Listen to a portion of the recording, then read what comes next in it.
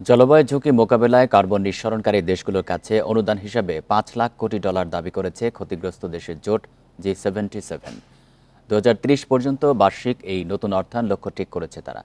তবে COP29-এ এই প্রশ্নে একমত হতে পারেনি উন্নত ও ক্ষতিগ্রস্ত দেশগুলো।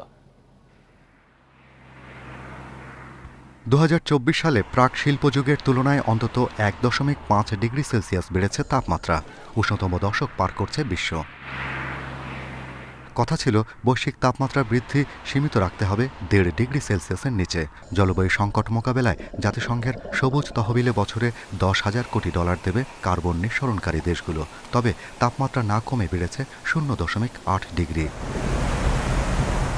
পরিস্থিতি বিবেচনায় এবারের জলবায়ু সম্মেলনে নতুন করে ক্ষতিপূরণের পরিমাণ নির্ধারণ করেছে বাংলাদেশ সহ ক্ষতিগ্রস্ত দেশের জোট।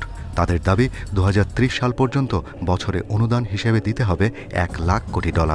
আমাদের মতো দেশসমূহকে বেঁচে থাকার জন্য তো ট্রিলিয়ন উপরের ডলার প্রয়োজন।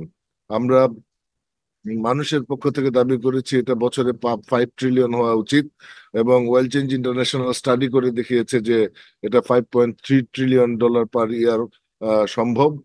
2020 থেকে 2024 পর্যন্ত সবুজ তহবিলে $20,000 কোটি এসেছে ঋণ হিসেবে, যা জলবায়ু ক্ষতি মোকাবেলায় পর্যাপ্ত নয়। অনুদানের ক্ষেত্রে উন্নত দেশগুলো নানা কৌশলের আশ্রয় নিচ্ছে বলেও অভিযোগ উঠেছে। ডেভেলপ কান্ট্রি চাচ্ছে বেশিরভাগ টাকা যাক মিটিগেশনে, নট টু দি অ্যাডাপ্টেশন। কারণ আমাদের দরকার হচ্ছে অ্যাডাপ্টেশন। আর টাকা ইনভেস্ট করলে তারা যাতে রিস্কে না পড়ে যায়। যেমন সে $100 বিনিয়োগ করলো বাংলাদেশে, সে বাংলাদেশ সরকারের কাছ থেকে এক ধরনের গ্যারান্টি চায় যে এই টাকা যাতে সুদ সহ সে ফেরত পায়। আজারবাইজানে COP29 শেষে দেশের প্রতিনিধিরা বলছেন জলবায়ু ক্ষতিগ্রস্ত স্বল্পোন্নত দেশগুলোর জোট ভেঙে দেওয়ার ষড়যন্ত্র চলছে।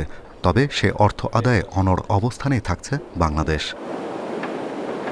Shahriar Anirban, independent news, Dhaka.